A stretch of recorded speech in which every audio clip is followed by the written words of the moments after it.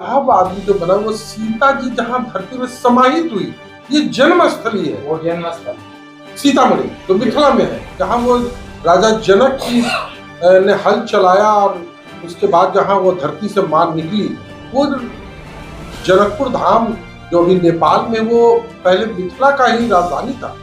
वहां से और यूपी वाला जो आप बोल रहे हैं, वहां पर माननीय मंत्री जगमोहन जी जो राज्य उपराज्यपाल कश्मीर रहे हैं, उन्होंने सीता जी की जो समाहित हुई है उसका उन्होंने वहां पर स्थल बनाया। परंतु माँ की इच्छा थी पहले प्रभु श्री राम का बने, और खासकर सीतामढ़ी का जो स्थल है वहां कोई विवाद नहीं है। अयोध्या, मथुरा, काशी जो कह लीजिए, हर जगह विवाद है।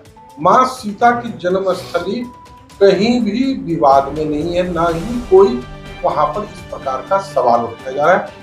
पूरे देश दुनिया के लोग माँ सीता को मान रहे हैं कि वही एक देवी स्वरूपा है जो धरती के गर्भ से प्रकट है। तो महाराष्ट्र में रहने वाले सभी मिथिलावासी को आग्रह करी छी, चलो अहाँ अपन देश मिथिला धाम बुलावी छे अहाँ के कि माँ सीता के सेवा के एक मौका आयल छे, कोई आदमी चुकियो न, चलियो सीतामढ़ी माँ सीता के सेवा।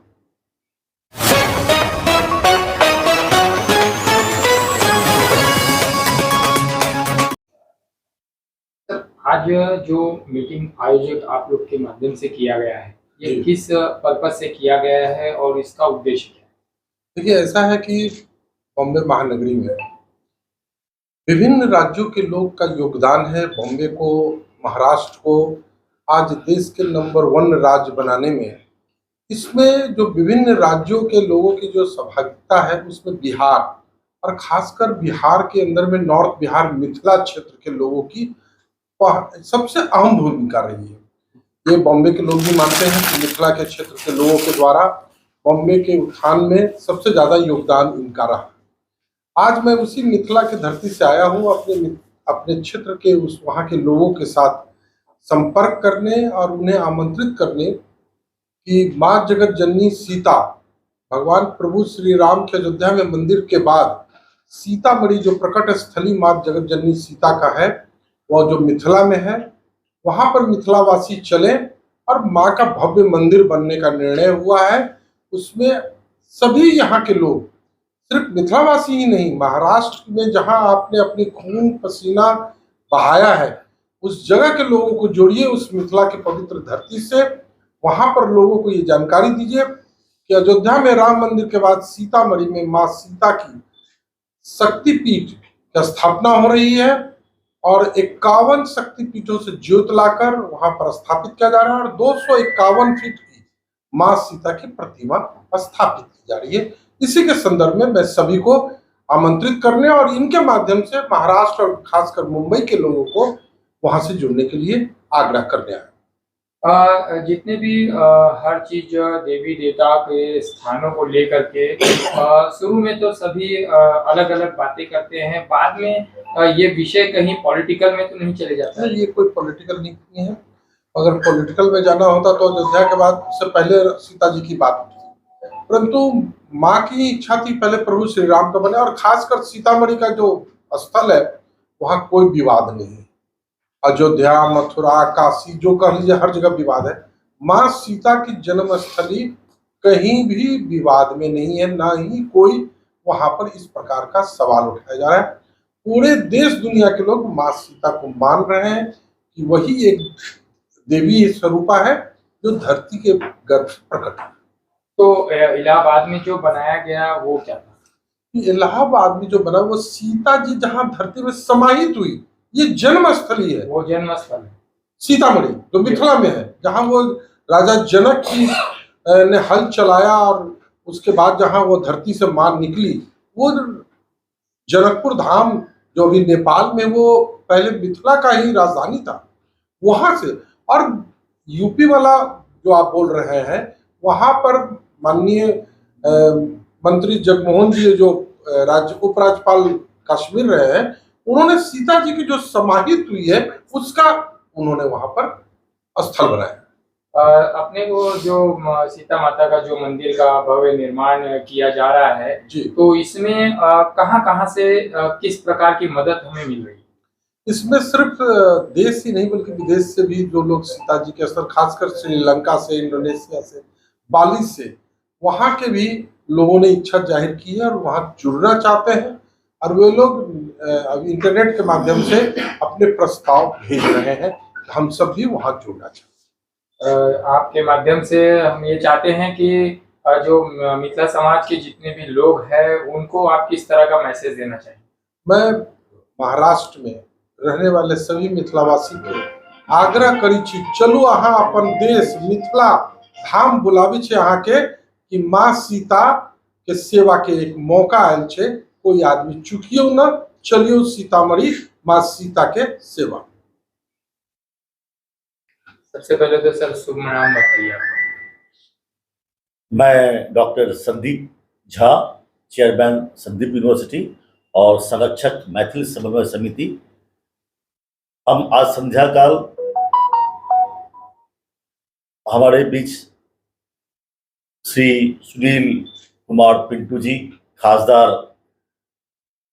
हम लोगों के बीच में उपस्थित है और हम सब लोग मैथिल समन्वय समिति परिवार की तरफ से इनका भव्य स्वागत करते हैं।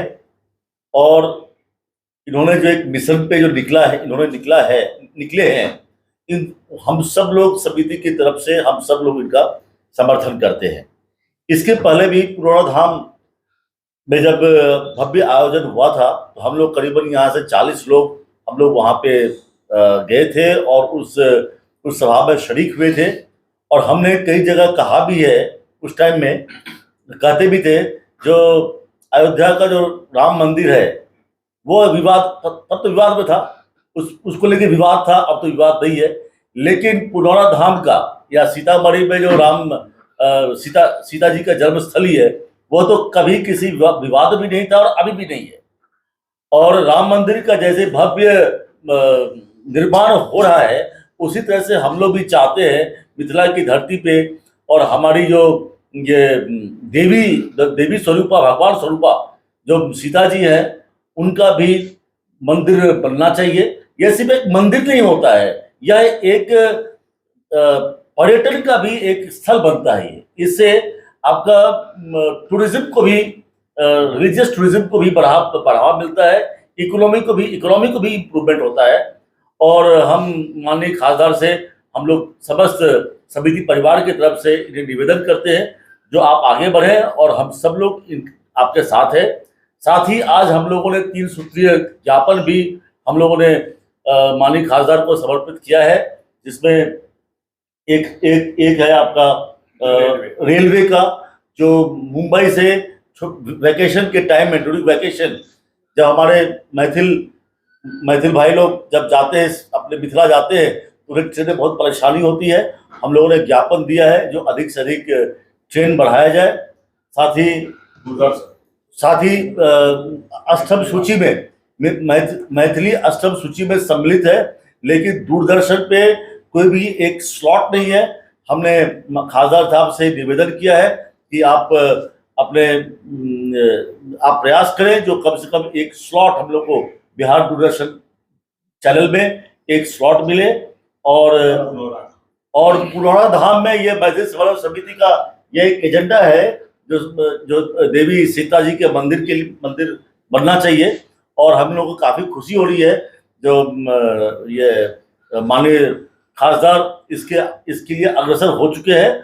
और हम लोग समस्त मैथिल और मैथिल समन्वय समिति के सभी सदस्य हम सर को समर्थन करते हैं और यथाशक्ति हम लोग सहयोग करेंगे इसमें। सर, आपका यूनिवर्सिटी है और मेरा एक छोटा सा सवाल है कि ऐसा क्यों नहीं होता है कि हमारे जितने भी युवा पीढ़ी जो भी है, अभी जो हमारे आने वाले लोग हैं, पहले से तो कहीं पे भी किताब में हमारे भागवत गीता, पुराण, ये सब सारी चीज़ों का कहीं पर भी उल्लेख नहीं।